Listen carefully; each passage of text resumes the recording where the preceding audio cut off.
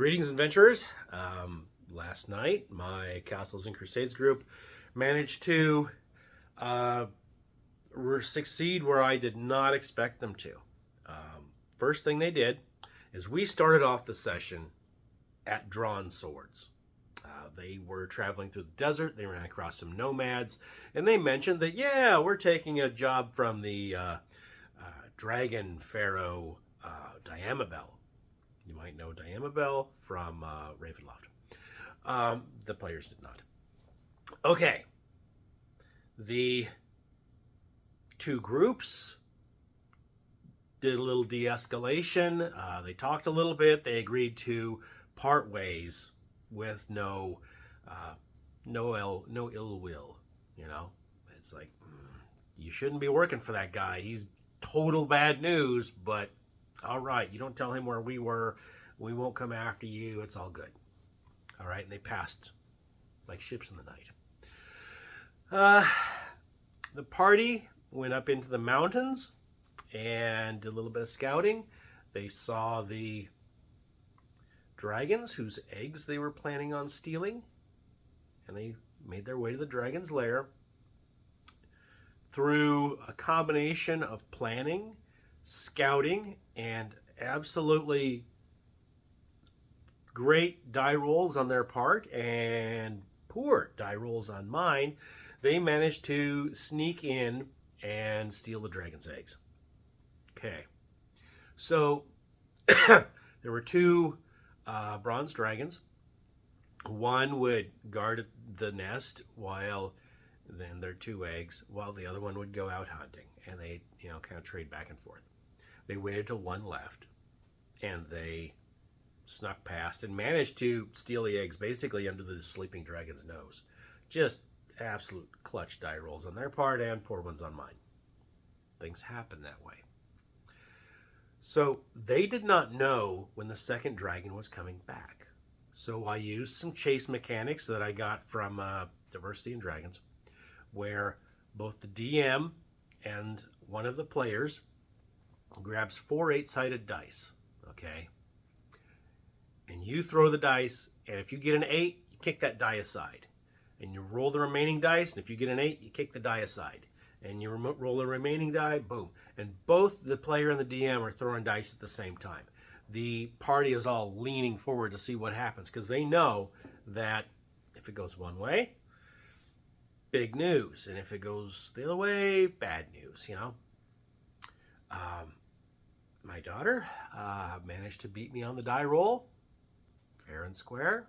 So her little goblin got out holding this egg that was, I described it as a little bigger than a watermelon, about the size of a microwave. I mean, just kind of, they scampered out. Okay. Her and the other party member managed to get out before the dragon on patrol sees them. Returns to the nest. The party immediately starts booking it out of there. Okay. The dragon that was out hunting manages to spot them. They have the egg all, eggs, plural, too, all covered up and whatnot.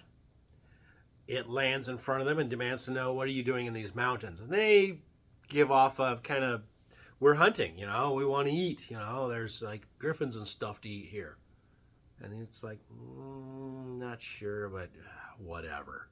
It passes back on its way back to the cave, where it's going to find out that its eggs have been stolen, and the party is the only group of anything around. The dragons figure it out. The party is just booking it back to the city as fast as they can, to the edges of their endurance, and trying to hide whenever possible. I had the dragons out there, both of them, looking for their eggs frantically, flying around, looking. And they knew the party's scent, and they knew what the party looked like, but just stealth versus perception. I mean, these aren't necessarily rules strictly in rules as written as Castles and Crusades, but boom, come up with some stuff on the fly to make it work. Again, die rolls completely in the party's favor. They managed to get back to the city of Pazar and give the eggs to the dragon pharaoh. He thanks them. He pays them. He pays them very well.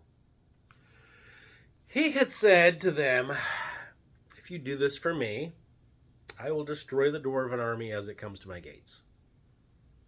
If you don't do this for me, I will ask them if they want to do the quest for me.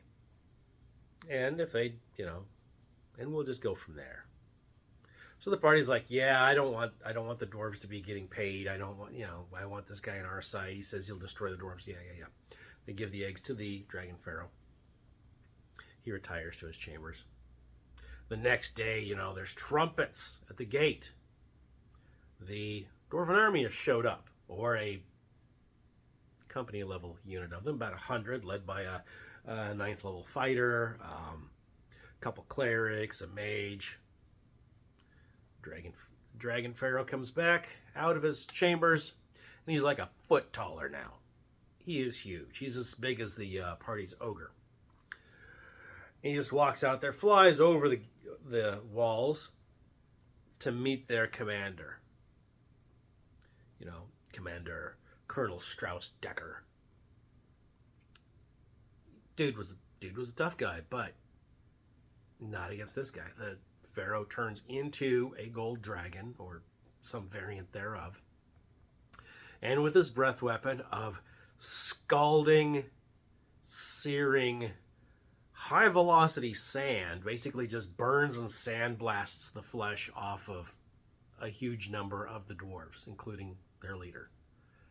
And just cannons go off. He gets, they score some hits, but he just wipes out that unit. And the party runs out right behind. We're going to go loot it. Sure, whatever. The dragon phoenix walks by. Dragon pharaoh walks back in. I did as I said. Okay, boss. Okay, sir. Whatever. And they go out there, loot the dwarves, and tell the city, hey, the city guards, the city people. I don't know. The dragon guy said that we get the stuff. Doesn't matter. I mean, as a DM, I'm just like, yeah, sure. Okay, I'll let them loot it. They get some items off the dwarves. Most of the equipment, most of the non-magical equipment is all destroyed. The vehicles were destroyed. Okay. We've eliminated a major military dwarven force. And now this bad guy is bigger and more powerful. We don't know what he did with those 2 eggs, but he's more powerful now. He probably ate them or something. Some ritual the PCs are not privy to. There's 2 bronze dragons that are severely ticked off at the party. And the more mercenary of the party members is like, hey, wasn't our problem. Out we go. We just wanted to get rid of dwarves and make some money. And we got a ton of money because he promised us money and he actually delivered. That's awesome, man. We got a bunch of money. XP, going to be huge. We were successful at having one of our players be able to communicate with us and visit us remotely via Discord, and cell phone camera aimed at the tabletop. The actual battle map isn't super duper important most of the time. It's just give me a rough idea of where everything is. We are using our movement rates, and 5 feet equals 1 inch, and etc. But it's all right. There's some theater of the mind. The dragon's lair was entirely not mapped out. I just kind of had a few ideas in my head and just told the players what they're doing. No drawing of maps. Back when I played 2nd edition, I mean, you would literally have one player whose job it was to have the graph paper out and say, okay, I'm drawing the map so we know where we are. Each little square on the graph paper is 10 feet, and he's drawing the dungeon as they go. A battle map where you have miniatures on it, 1 inch equals 5 feet. Those were our 2 sets of scales. There was an attack by some lions. The party handled that pretty handily. Only 1 member got hurt fairly badly in the initial attack. But once the lionesses were severely wounded through a morale check, these are animals that think that they're out there to hunt. They want to go pull some weaker member of the party or smaller member. They want to just get their one gazelle and eat. They're not there to just, fight to the very death. Okay? If the prey gives them too much of a hassle, pull back, go hunt elsewhere. So, morale check. Boom, boom, boom.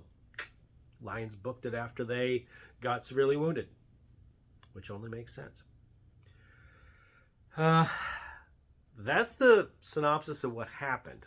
Now, I have to figure out what is going to happen. The dwarves lost a major commander. They lost a little bit of their military force. But that news has not necessarily gotten back yet. So the rest of the military operations going on, well, military, it's sort of corporate. It's the dwarves. And I know we have a dwarven priest proselytizing in the north. So I'll have to see what he's up to. We have a draconic threat of this gold dragon, sort of. And he's got a lot more power. We have 2 bronze dragons that are very angry, riled up, and they need to figure out what they want to do, because now they have a threat they have to deal with the gold. Interesting times, having a lot of fun. We had 2 people show up who were interested in playing D&D. I told them, hey, this is what we're playing. You show up 5:30 next week, we'll get you going. And that I think is going to be a question. So far, if you invite people, that initial interest doesn't always turn into actual showing up. So we'll see what happens there. They're new players. I would love to get new players into the hobby. So we'll see how it goes. Anyway, DM Kurt out.